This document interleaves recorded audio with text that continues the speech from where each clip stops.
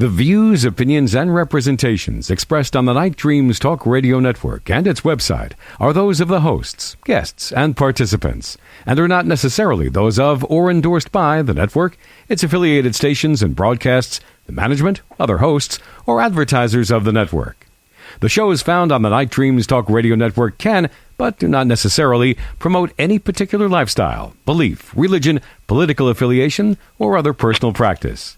These shows are for entertainment purposes only, and are not intended to treat, diagnose, and or claim any cure of disease or condition, or give any medical or legal advice.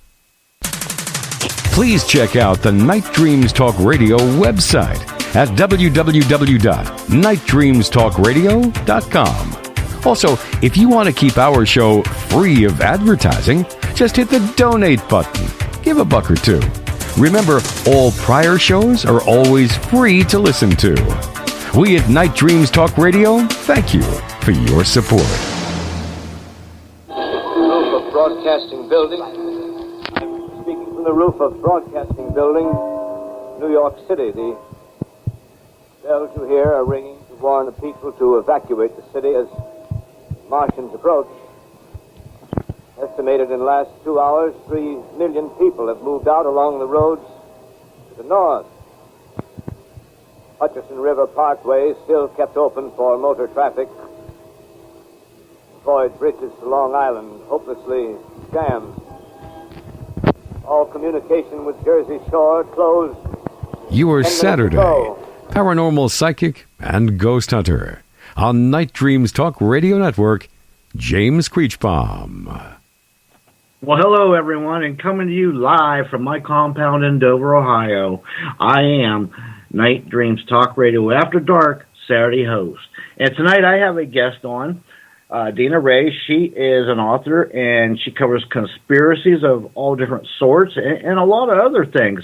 And I'm looking forward to getting into some of these conspiracies. I've got several questions. And, hey, let's get this paranormal party started. Dina, are you there? Tell us a little bit about yourself.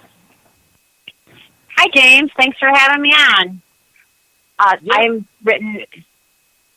written 8 books. One's nonfiction, and the other 7 all have to do with conspiracy. All right.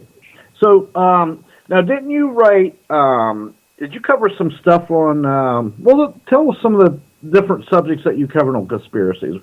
Wasn't there like some UFOs and alien stuff along that lines? Yes, I've done, my first book was on Freemasons. My second and third book were on Nephilim and fallen angels. My fourth book was on voodoo. My fifth book was the nonfiction book on Big Agra and Big Pharma, and then my sixth and seventh book are on aliens and the Hitler connection, and then now my most recent book, which I'd love to promote, is on New World Order. Mm-hmm. Okay. Well, let me ask you this. I'll just kind of go through them a little bit. The voodoo. When you wrote a book on voodoo, how did you come about getting all your research, all your information about something like that? Because I know some of the people, they're not forthcoming on a lot of information on things along those lines. Well, it's been a while since I've written that book, but there was a ton of stuff on the internet, and then you could buy, sadly, which I did. I bought a couple of voodoo spell books, which I never used. I just wanted to see what it was all about while I was writing the book, and that is one creepy religion. So they got a spell for everything. Yeah, and you're not the one responsible for all those guys that's going around acting like chickens. Then that's not you, then, right? You weren't using them. No. Okay, just checking. No. Okay.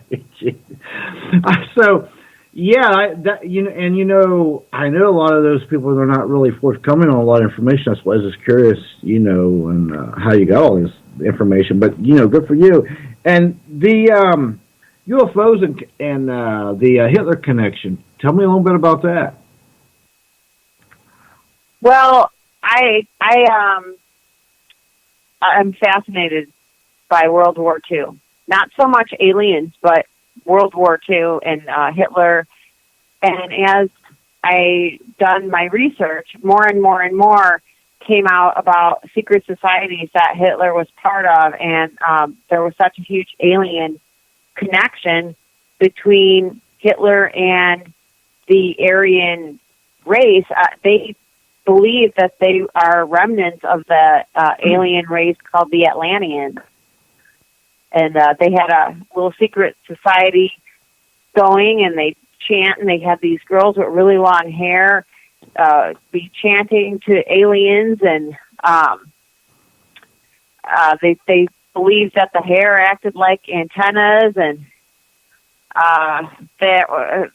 real strange stuff. Maria Orsic was like their main seance leader in this group, and they truly believed in aliens. There was an alien crash in Germany in the 1930s, which maybe that could be why he thought he was the superior race, because this crash, they shared information with them, and Hitler did have, to his credit, racist or not racist, he did have the best air program and the best weapons in the world at that time. Yeah, now, so you definitely think there was an alien in Nazi collaboration there, correct? I mean, did you do research into that to definitely validate that stuff? I know that's been opinion of many people, especially in the UFO field. So, what did you come to conclusion with that? You must have validated a lot of stuff to say that anyway, right?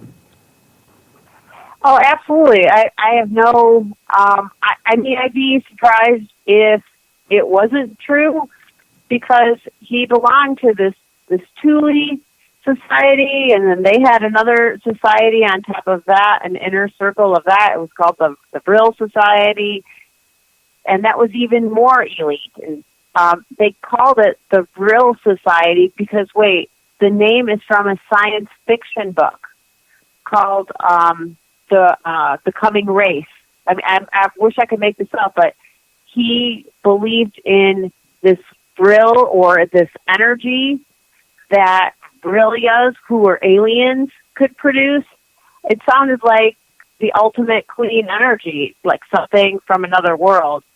And again, he has these seances in his Eagle's Nest house and his Berlin bunker. He had them all over the place with these girls and all of the highfalutin Nazis that were most closest to him. And they would try to channel in and communicate with aliens. Yeah, if they weren't successful in that, why'd they keep doing it? Right, because didn't Himmler have a SS Castle, and it was like they had a round room, and they was trying to, I think they was trying to do something in there, like something like this. Saying, am I correct on that? We had a lot of homes. Martin Bormann most famously built him the Eagle's Nest in Germany. That was kind of in the middle of nowhere on top of a mountain, and I guess you can go there if you ever wanted to go on vacation. They turned the place into a tourist trap. Oh boy. Yeah. Yeah. So I bet there's a lot of negative energy flowing around through there. I can imagine. Yeah. Jeez, you'd have to save yourself to leave there. My goodness. Yeah. Wow. So let me ask you this: how about so if they were in with the aliens and stuff, they must, because there's a lot of stuff going around about Antarctica and the Nazis and technology. What's your thoughts, and what have you ever found out about all that? Well, again, Hitler had the best weapons for war during that time, more than anybody. And after the war, it was so important for us to gather up his top scientists and bring them here, and change their name and exonerate them of all war crimes, and of course, work for NASA, work for the Department of Defense, all of that. And again, they were way more advanced than we were. They had the V-2 rocket. They had Die Glock, famously, which they think was the first step for time travel. They don't know for sure. They had...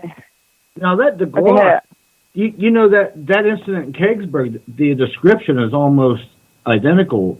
Have you ever noticed that? What the people report in Kegsburg, that crash? Yeah. I was... And what was that, like 20 years difference there, I think? Or wasn't it 64 or something when that crashed in Kegsburg? You think that's even possible? That it could have been? Because they never found a guy that supposedly that was ahead of that project of the Glock or whatever. Yeah.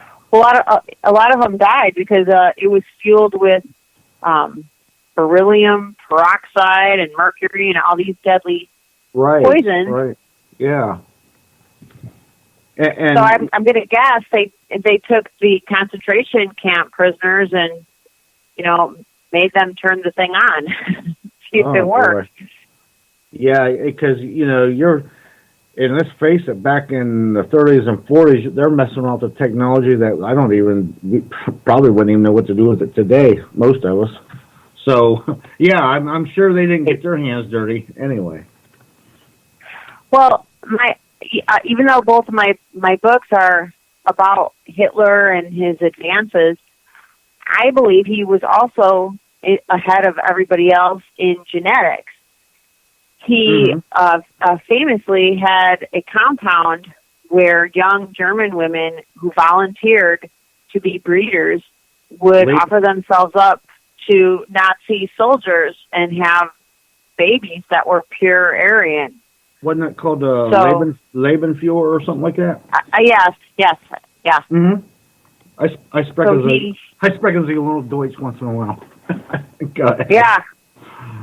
Yeah. Yeah, he wanted to create a whole new race, and who knows what gene he was going to add to that race. He might have had some alien. Well, that's another, and you bring up a very good point. You're talking about the genes. Even today, with our technology and our scientists, how much they say most of they call it junk DNA, but I don't believe it's junk. I just believe they just don't know what it's for yet or what it could be used for, so to speak. Does that make sense to you? Yeah, I agree with you 100%, James. Absolutely. There's so much that they're not telling us. Yeah, and another thing, and I've got this, and I really stick by this. Even the human race or any biological animal that you can think of, there's good ones, bad ones, and ugly ones. And I believe the same goes for aliens. Because let's face it, aliens were working with Hitler and the Nazis. They couldn't have been the warm, fuzzy ones anyway. And I'm sure that if they have the technology to come here, they have the technology to roll over Nazis or anybody on this earth. So for them to corroborate, it wasn't like I don't think the Nazis forced them to do it. You know what I'm saying? Does that make sense? Oh yeah, absolutely. I think that there are aliens already here, and Hitler was one of the ones who thought that he could use them to elevate himself, and evidently that didn't work out. Well, yeah, I don't think he died. Oh, I'm sorry.